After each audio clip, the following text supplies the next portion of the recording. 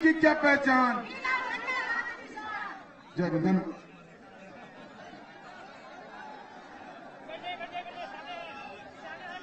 देश में सामाजिक क्रांति की महानायिका, देश में मान सम्मान स्वाभिमान की प्रतीक।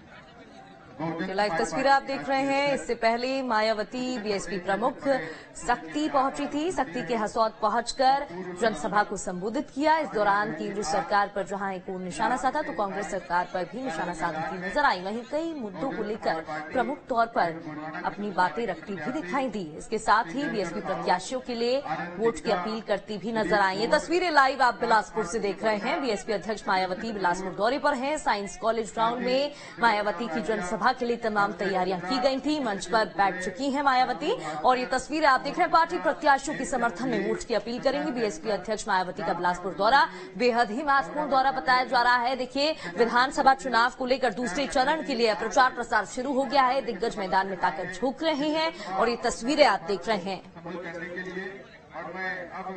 तो इस बार गोंडवाना गणतंत्र पार्टी के साथ बीएसपी गठबंधन में मैदान में उतरती नजर आ रही है। तस्वीरें आप देख रहे हैं। ये देखिए, उनका स्वागत सत्कार करते कार्यकर्ता नजर आ रहे हैं। पुष्पगुच्छ देकर स्वागत सम्मान और ये लाइव तस्वीरें बिलासपुर से सीधे आपको दिखा रहे हैं। साइंस कॉलेज ग्राउंड में मायावती की जनसभा की तमाम तैयारियां की गई। पार्टी प्रत्याशियों के लिए वोट की अपील करती नजर आएंगी। थोड़ी देर में संबोधित भी करेंगी।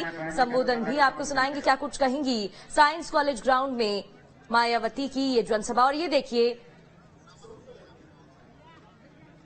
हाथी का चिन्ह देकर भेंट स्वरूप उनका सम्मान स्वागत सत्कार किया जा रहा है। ये तस्वीरें आप देख रहे हैं। बिलासपुर पहुंची हैं मायावती बीएसपी प्रमुख और प्रचार प्रसार जारी है।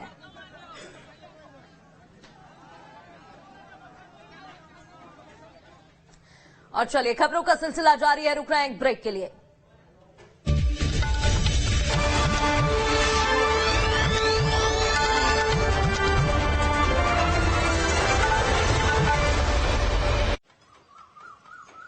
सालों बाद आए छोटे। रवि भैया प्रणाम। खुश रहो। कुछ बड़ा जो करना था भैया, सब झोंक दिए भैया। तब जाके संजोग बना परिवार के लिए घर बनाने का। घर भी तो एक ही बार बनाओगे ना। देश भर में बहुत घर बनते देखे भैया, तब जाने परिवार की खातिर घर बेस्ट होना चाहिए। फिर तो बाबू सीमेंट एक ही हो सके। जी भैया, अल्ट्राटेक। वाह छोटे, घर एक मौका एक, इसीलिए सीमेंट भी देश का नंबर 1 अल्ट्राटेक।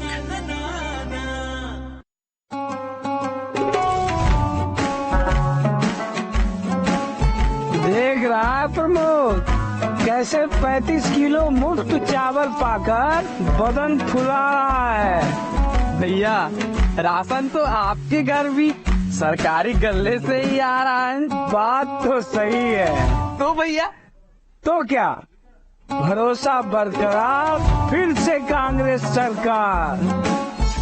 भरोसा बरकरार, फिर से कांग्रेस सरकार। Ew, who puts pineapple on pizza, yeah? Ew, who puts PIN for small payments, yeah? No PIN for small payments on PhonePe UPI Lite. MP के युवाओं के मन में मोदी, क्योंकि 3,42,000 से अधिक विद्यार्थियों के सपने हुए साकार। लैपटॉप के लिए मिले रुपए 25,000। 20 वर्षों में विकास अपार। फिर इस बार भाजपा सरकार। संकल्प लेने के लिए 7000-230-230 पर मिस्ड कॉल करें।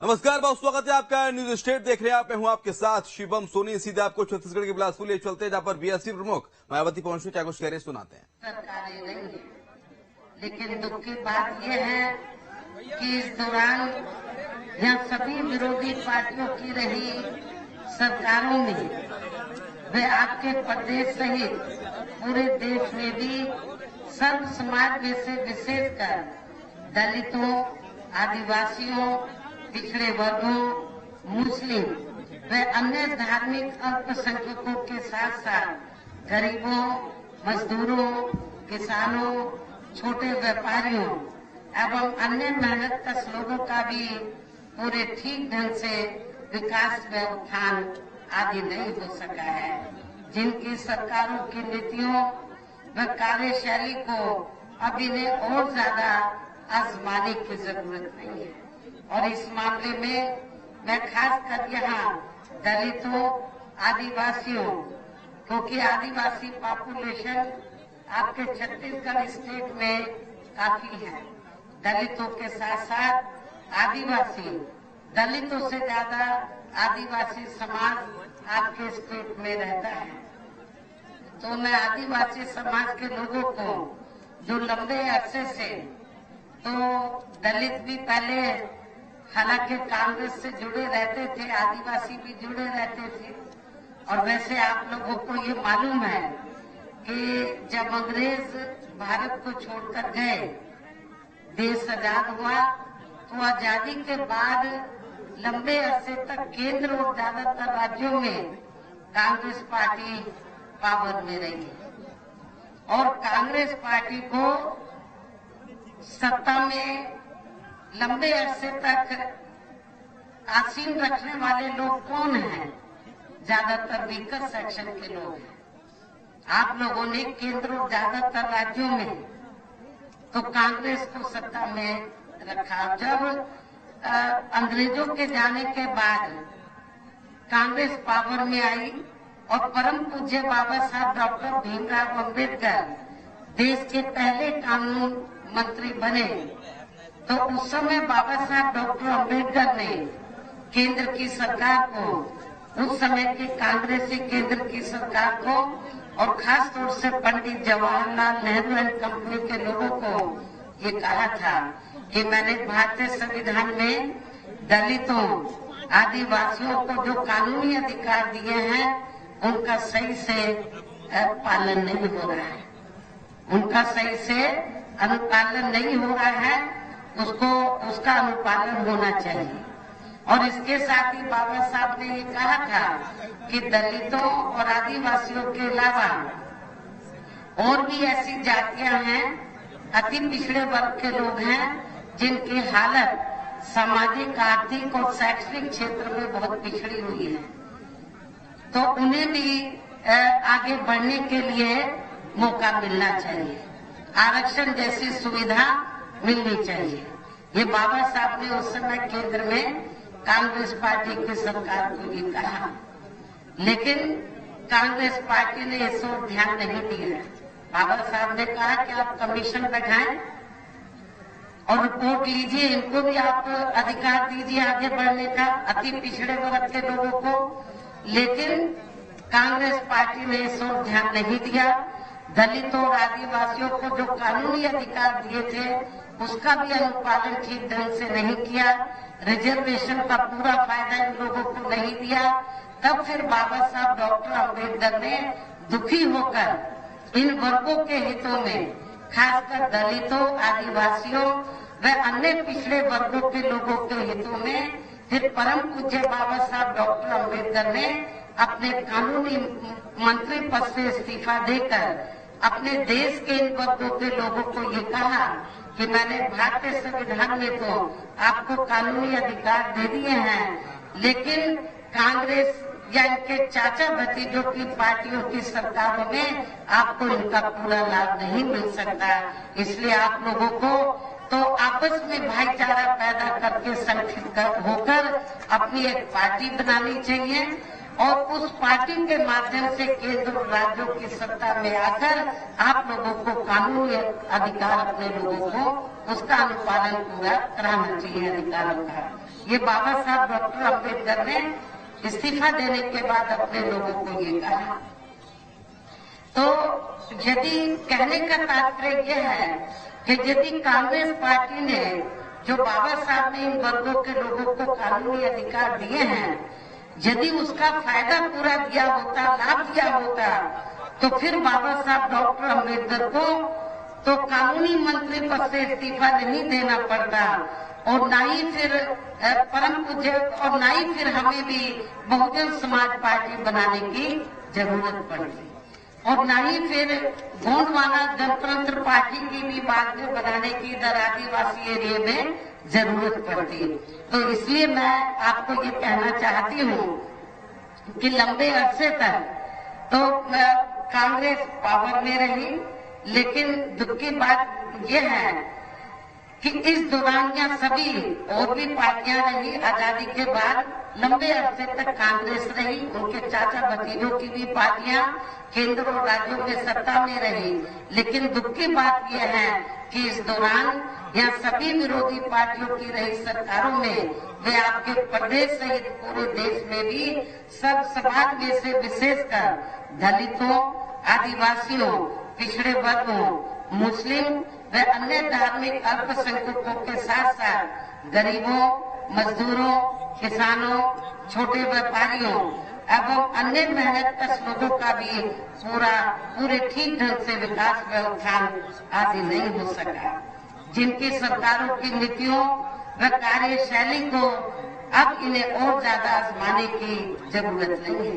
और मैं आपको बता रही थी कि इस मामले में मैं खासकर यहाँ दलितों, आदिवासियों व अन्य पिछड़े वर्गों के लोगों को ये भी बताना बहुत जरूरी समझती हूँ कि इन्हें परम पूज्य बाबा साहब डॉक्टर भीमराव अम्बेडकर के कड़े संघर्ष एवं अथक प्रयासों से भारतीय संविधान के तहत मिले कानूनी अधिकारों में से खासकर सरकारी नौकरियों में जो आरक्षण की सुविधा मिली है, तो उसे भी यहाँ शुरू से ही इन वर्गों के प्रति हीन व जातिवादी मानसिकता रखने वाली सभी विरोधी पार्टियों की रही सरकारें प्रभावहीन बनाने में तथा इसे अब धीरे धीरे खत्म करने की भी पूरी कोशिश में लगी हुई है।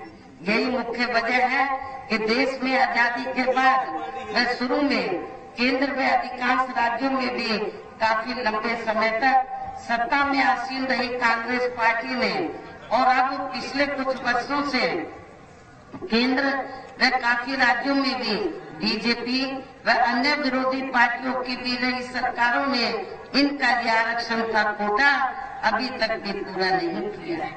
पदोन्नति में आरक्षण को तो इन्होंने मान्य कोर्ट की आड़ में काफी हद तक खत्म ही कर दिया है और इस मामले में लगभग यही खराब स्थिति हमें यहाँ आपके छत्तीसगढ़ स्टेट में भी देखने के लिए मिल रही है।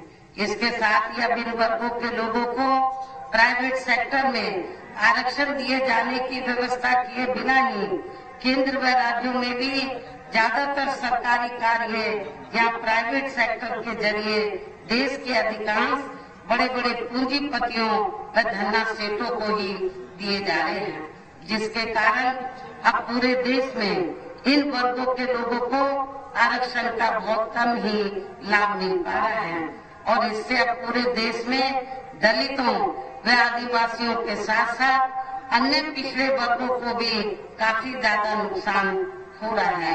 जबकि अन्य पिछड़े वर्गों के लोगों को ये मालूम होना चाहिए कि इन्हें मंडल कमीशन की रिपोर्ट के तहत आरक्षण की यह सुविधा केंद्र में कांग्रेस पार्टी की रही सरकार में नहीं मिली है।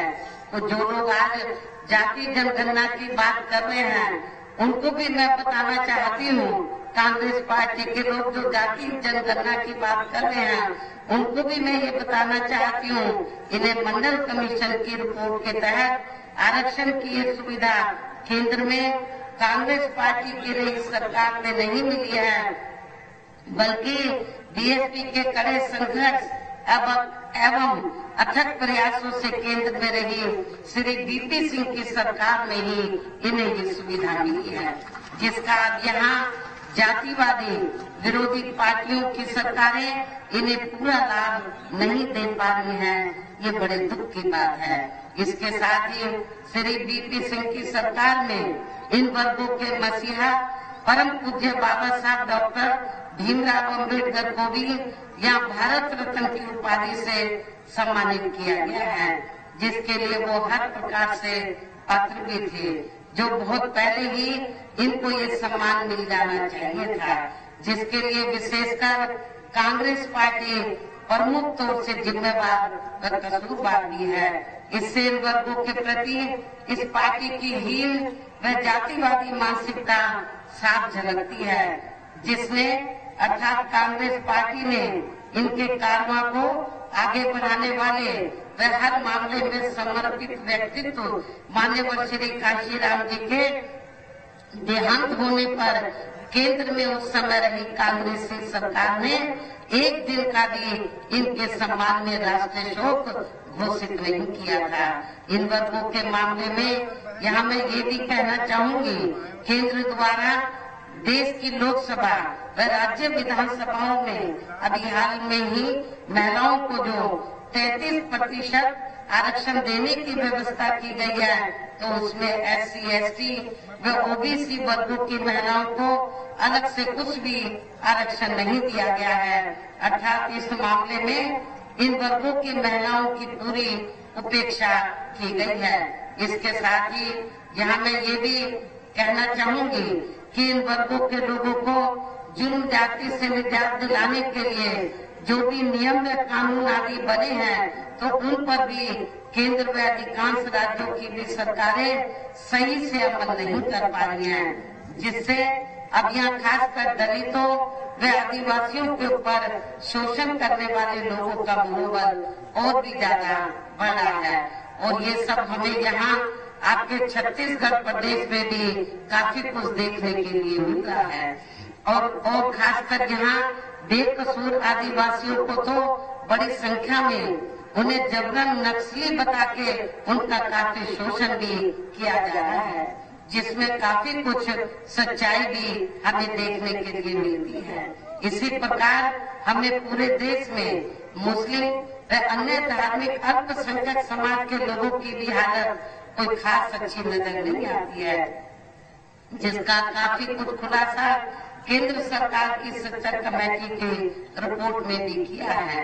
इसके साथ साथ अपर कास्ट समाज में से खासकर गरीब लोगों की भी आर्थिक स्थिति अभी भी पूरे देश में यहाँ काफी ज्यादा खराब व दयनीय बनी हुई है। इनके अलावा आपके प्रदेश सहित पूरे देश में सर्व समाज में से विशेषकर यहाँ गरीब, मजदूर, किसान, कर्मचारी, छोटे व्यापारी एवं अन्य मेहनतकश लोग भी अपनी विभिन्न समस्याओं को लेकर अभी भी हमें काफी ज्यादा दुखी ही नजर आते हैं। और इनमें से किसान वर्ग तो केंद्र की वर्तमान भाजपा सरकार द्वारा बनाई गई उनकी गलत नीतियों के कारण काफी ज्यादा परेशान व आंदोलित भी रहा है। लेकिन इन सबकी मुख्य वजह हमारी पार्टी केंद्र में आपके छत्तीसगढ़ प्रदेश में भी यहाँ अब तक की रही सभी विरोधी पार्टियों की सरकारों की जातिवादी, पूंजीवादी व संकीर्ण मानसिकता के तहत बनाई गई उनकी गलत नीतियों एवं गलत कार्य प्रणाली को ही काफी हद तक जिम्मेवार मानकर चलती है। और इस मामले में खासकर इनकी गलत आर्थिक नीतियों की वजह से ही आए दिन यहाँ पूरे देश में गरीबी, बेरोजगारी व महंगाई आदि भी काफी ज्यादा बढ़ रही है। जबकि इस मामले में शुरू से ही हमारी पार्टी केंद्र व राज्यों की सरकारों से भी हर स्तर पर ऐसी नीति अपनाने की लगातार ये मांग करती आ रही है कि देश में कुछ गिने चुने पूंजीपतियों व धन्ना सेठों का विकास होने की बजाय बल्कि यहाँ गरीब व आम लोगों का ही विकास होना चाहिए। तभी फिर सही मायने में यहाँ की आम जनता अपनी गरीबी, बेरोजगारी, महंगाई व अन्य और भी समस्याओं से काफी हद तक निजात पा सकती है। इसके साथ साथ अब अपने देश में भ्रष्टाचार भी हर स्तर पर काफी ज्यादा बढ़ रहा है, जिससे आपका खुद का अपना छत्तीसगढ़ प्रदेश भी अछूता नहीं रहा है। किंतु इन सबका मुख्य कारण हमारी पार्टी आजादी के बाद से लेकर अभी तक केंद्र व देश के अधिकांश राज्यों में तथा आपके खुद के अपने छत्तीसगढ़ प्रदेश में भी ज्यादातर सत्ता यहाँ गलत पार्टियों में से खासकर कांग्रेस बीजेपी व इनकी सहयोगी पार्टियों के हाथों में ही आने को मानकर चलती है। और इन सभी विरोधी पार्टियों को हमारी पार्टी इसलिए जिम्मेवार मानकर चलती है क्योंकि आजादी के बाद से लेकर अभी तक लगभग ये सभी विरोधी पार्टियां केंद्र व देश के अधिकांश राज्यों में भी ज्यादातर यहाँ बड़े बड़े पूंजीपतियों व धन्ना सेठों की ही आर्थिक मदद से सत्ता में आती रही हैं। और सत्ता में आ जाने के बाद फिर ये पार्टियां अधिकतर मामलों में अपनी आर्थिक एवं अन्य सभी नीतियां या आम जनता की समस्याओं को दूर करने के हिसाब से तैयार नहीं करती हैं, बल्कि देश के उन बड़े बड़े पूंजीपतियों व धन्ना सेठों को ही फायदा पहुंचाने के हिसाब से अपनी अधिकांश नीतियां तैयार करती हैं, जिनके धन व बल से चुनाव लड़कर ज्यादातर ये पार्टियां केंद्र व आपके राज्य से देश के अन्य राज्यों में भी अभी तक यहाँ सत्ता में आती रही हैं, जिसके कारण ही अब पूरे देश में व आपके खुद के अपने प्रदेश में भी अभी भी हमें यहाँ सर्व समाज के लोग अधिकांश मामलों में अपनी विभिन्न समस्याओं को लेकर काफी ज्यादा दुखी व परेशान ही नजर आते हैं।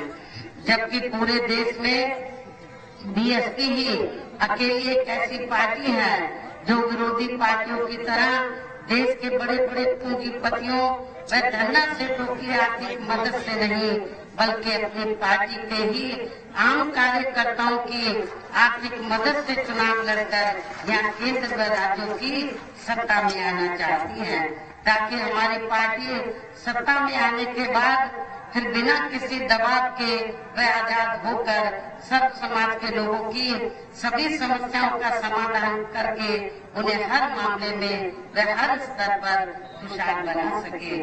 और इसी आधार पर चलकर ही आबादी के हिसाब से देश के सबसे बड़े प्रदेश उत्तर प्रदेश में 4 बार हमारी पार्टी ने अपने नेतृत्व में वहाँ सरकार भी बनाई है। और हमने अपनी सभी चारों सरकारों में अपनी पार्टी की विचारधारा एवं सिद्धांतों के तहत चलकर वैसे तो वहाँ सर्व समाज के हितों का पूरा ध्यान रखा है, लेकिन सभी मामलों में प्राथमिकता पहले हमने वहाँ सर्व समाज में से विशेषकर कमजोर तबके के लोगों को दी है, उपेक्षित वर्गों के लोगों को दी है, गरीब एवं असहाय लोगों को ही दिया है, जिनके वहाँ हर मामले में व हर स्तर पर सभी विरोधी पार्टियों की रही सरकारों में उनकी हीन व जातिवादी संकीर्ण एवं पूंजीवादी सोच होने के कारण काफी ज्यादा उपेक्षा की गई है। इसके साथ साथ हमने उत्तर प्रदेश में गरीब एवं बेरोजगार लोगों को दूसरी पार्टियों की तरह, दूसरी पार्टियों की रही सरकारों की तरह मामूली सा बेरोजगारी भत्ता न देकर उन्हें बड़ी तादाद में सरकारी एवं गैर सरकारी क्षेत्रों में स्थायी रोजगार भी उपलब्ध कराए। साथ ही गरीब भूमिहीन लोगों को खेती करने के लिए उन्हें फ्री सरकारी जमीन भी दी है, जिससे वहाँ लाखों गरीब लोगों को फायदा पहुँचा है। गरीब आवासहीन लोगों को सरकारी खर्चे से पक्के मकान भी बनाकर दिए हैं। ऐसे अनेकों जनहित के कार्य किए हैं। इसके अलावा हमारी पार्टी की रही सरकार ने वहाँ विभिन्न क्षेत्रों में लगे लोगों के साथ साथ छात्रों, युवाओं, महिलाओं व बुजुर्गों आदि के हितों में भी अनेकों महत्वपूर्ण व ऐतिहासिक कार्य किए हैं, जिनसे उन्हें काफी ज्यादा लाभ पहुंचा है। इसके साथ साथ हमने उत्तर प्रदेश में सर्व समाज के लोगों के ऊपर किसी भी प्रकार की कोई जुर्म जाति आदि भी नहीं होने दी है, बल्कि हमारी पार्टी के रही सरकार ने वहाँ जुर्म जाति करने वाले लोगों को बिना कोई देरी किए हुए उन्हें तुरंत ही जेल की सलाखों के अंदर भेजा है, जहाँ मेरी सरकार में उनकी सही व असली जगह होती है, जिसकी यहाँ के प्रदेश में भी काफी सख्त जरूरत है। इतना ही नहीं, बल्कि हमारी पार्टी की रही सरकार ने यहाँ अपने देश में दलित एवं अन्य पिछड़े वर्गों में समय समय पर जन्मे हमारे महान संतों, गुरुओं व महापुरुषों में भी खासकर महात्मा ज्योतिराव फूले, छत्रपति शाहू जी महाराज, श्री नारायण गुरु, बाबा नारायण गुरु, श्री बिरसा मुंडा जी, बाबा साहब डॉक्टर भीमराव अम्बेडकर एवं मान्यवर श्री कांशीराम जी आदि को भी विभिन्न रूपों में पहली बार वह पूरा आदर सम्मान दिया। वहाँ बड़ा भारी हमने संग्रहालय बनाया, सभी संतों, गुरुओं, महापुरुषों के बड़े स्टैचू लगाए। उसमें हमने वहाँ बिरसा मुंडा जी का भी स्टैचू लगाया था, जिन्हें विरोधी पार्टियों के लोग अभी तक भी आसानी से पचा नहीं पा रहे हैं। इस प्रकार से उत्तर प्रदेश में हमारी पार्टी ने अपने सभी चारों रहे शासनकाल के दौरान वहाँ हर मामले में व हर स्तर पर सर्व समाज के लोगों को काफी बेहतरीन सरकार दी है। और यदि आप लोग भी यहाँ अपने छत्तीसगढ़ प्रदेश में आम जनहित के व खासकर कमजोर एवं उपेक्षित वर्गों के हितों में दलितों व आदिवासियों एवं अन्य कमजोर व उपेक्षित वर्गों के हितों में ऐसे ही कार्य करना चाहते हैं, इसके साथ ही आपके प्रदेश की जनहित से जुड़ी जो भी यहाँ स्थानीय समस्याएं हैं उन्हें भी दूर करना चाहते हैं, तो फिर आप लोगों को भी उत्तर प्रदेश की तरह ही यहाँ अपने छत्तीसगढ़ प्रदेश में भी अपनी पार्टी के जनाधार को बढ़ा के यहाँ अपनी खुद की सर्व जनहिताय व सर्व जन सुखाय की नीतियों पर आधारित सरकार बनानी होगी, जिसके लिए अब आप लोगों को यहाँ अपने छत्तीसगढ़ प्रदेश में विधानसभा के लिए हो रहे आम चुनाव में अपने गठबंधन का बेहतर रिजल्ट लाना होगा।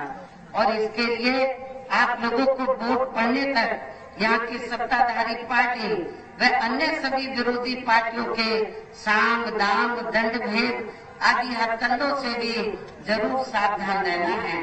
और इस मामले में खासकर आप लोगों को विरोधी पार्टियों के जारी किए गए उनके हवाई व प्रलोभन भरे चुनावी घोषणा पत्रों आदि के बहकावे में तो कतई नहीं आना है, जिन्हें ये पार्टियां सत्ता में आने के बाद अधिकांश अमल में नहीं लाती हैं, जिस पर से अब जनता का काफी हद तक विश्वास ही उठ गया है। इसलिए हमारी पार्टी किसी भी चुनाव में अपना कोई भी चुनावी घोषणा पत्र आदि जारी नहीं करती है। वैसे भी हमारी पार्टी कहने में बहुत कम बल्कि कार्य करके दिखाने में ही ज्यादा विश्वास रखती है, अर्थात जो कहती है तो उसे करके भी दिखाती है। और ये सब हमने उत्तर प्रदेश में करके भी दिखाया है। इन्हीं जरूरी बातों के साथ ही अब मेरा यही कहना है कि आप लोगों को अपने खुद के व अपने छत्तीसगढ़ प्रदेश के भी हित में यहाँ अपनी पार्टी बीएसपी व हमारी सहयोगी पार्टी गोंडवाना गणतंत्र पार्टी की ही मिलकर सरकार बनाना बहुत जरूरी है। तभी फिर यहाँ के प्रदेश में परम पूज्य बाबा साहब डॉक्टर भीमराव अम्बेडकर एवं मान्यवर श्री कांशीराम जी, जिन्होंने यहाँ पे छत्तीसगढ़ में लोगों में सामाजिक चेतना पैदा करने के लिए अपने जीवन का काफी कीमती समय उन्होंने दिया है। और खास तौर से गुरु घासीदास जी यहाँ पे कई मूवमेंट चली, उन मूवमेंट को जिंदा किया और लोगों को प्रेरित किया काफी। और इतना ही नहीं, लोगों को त्याग करने के लिए, लोगों में राजनीतिक चेतना पैदा करने के लिए उन्होंने आपके छत्तीसगढ़ उस समय स्टेट नहीं था, मध्य प्रदेश का हिस्सा होता था, तो उन्होंने जांजगीर से लोकसभा का ये जनरल सीट थी, लोकसभा का आम चुनाव भी लड़ा था।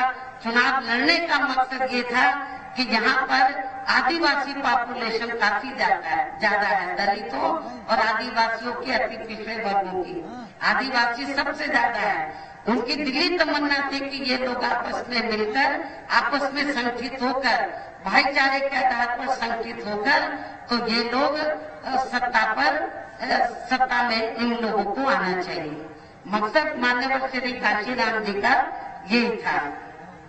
तो आप लोग यदि इधर आप लोगों को मिलकर यदि सरकार बनाना बहुत जरूरी है, तभी फिर यहाँ के प्रदेश में परम पूज्य बाबा साहब डॉक्टर भीमराव अम्बेडकर एवं मान्यवर श्री कांशीराम जी तथा आदिवासी समाज के महापुरुषों व गुरुओं आदि का भी सही सपना साकार हो सकता है, जिन्होंने कदम कदम पर अनेकों कष्ट झेलकर अपनी पूरी जिंदगी या खासकर कमजोर एवं उपेक्षित वर्गों के लोगों को अपने पैरों पर खड़ा करने के लिए समर्पित की है, जिसे भी खास ध्यान में रखकर अब आप लोगों को यहाँ अपने प्रदेश में विधानसभा का हम चुनाव लड़ रहे अपनी पार्टी के उम्मीदवारों को पार्टी के बीएसपी के हाथी चुनाव चिन्ह के सामने वाले बटन को दबा के तथा हमारी सहयोगी पार्टी गोंडवाना जनतंत्र पार्टी के भी उम्मीदवारों को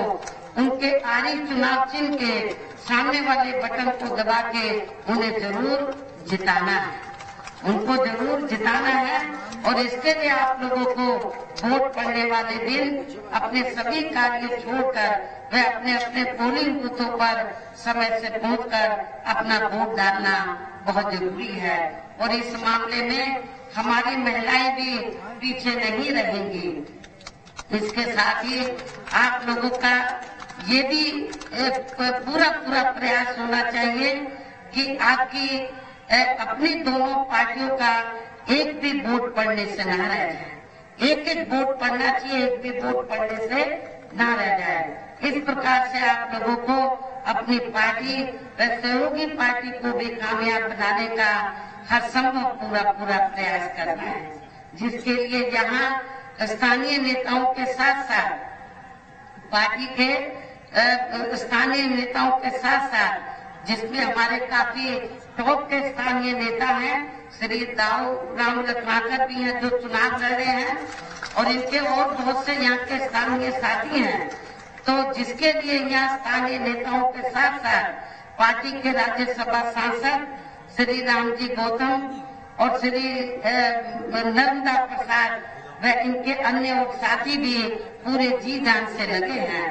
हालांकि मैंने बीच में आपके छत्तीसगढ़ स्टेट के खासकर नौजवानों में ऊर्जा पैदा करने के लिए, उनको तैयार करने के लिए मैंने श्री आकाश आनंद को भी आपके छत्तीसगढ़ प्रदेश में भेजा है।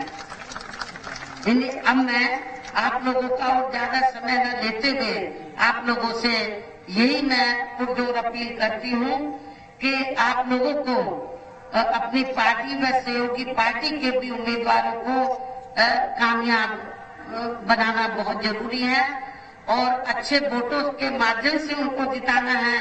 और आप लोगों को मैं अंत में फिर ये कहना चाहती हूँ कि कांग्रेस और बीजेपी अब जैसे जैसे चुनाव ये दूसरे चरण का नजदीक आएगा तो ये लोग किस्म किस्म की अफवाहें फैलाएंगे और किस्म किस्म के आश्वासन देंगे। आप लोगों को उनके बहकावे में नहीं आना है। आप लोगों की ये जो दोनों पार्टियां हैं जो मिलकर चुनाव लड़ रही हैं, इन दोनों पार्टियों के उम्मीदवारों को एक तरफा अपना वोट देकर अपनी इन दोनों पार्टियों के उम्मीदवारों को कामयाब बनाना है, छत्तीसगढ़ की असेंबली में जरूर जिताकर भेजना है। और मैं उम्मीद करूंगी कि आप लोग अपनी सरकार बनाएं। यदि सरकार नहीं भी बना पाते, कम से कम बैलेंस ऑफ पावर तो आप लोग जरूर बन जाए। तो इस उम्मीद के साथ ही अब मैं अपनी बात यही समाप्त करती हूँ। जय भीम, जय भारत।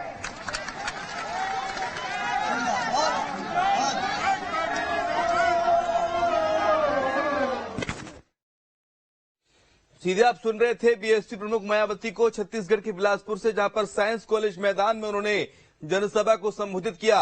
इसके साथ साथ बीएसपी प्रत्याशी के पक्ष में मतदान की अपील की। बीएसपी प्रमुख मायावती को आप सुन रहे थे, बीएसपी सुप्रीमो मायावती को, जहां पर आज बिलासपुर पहुंची। बिलासपुर से पहले हालांकि उन्होंने सक्ती का दौरा किया और सक्ती में जनसभा को संबोधित किया।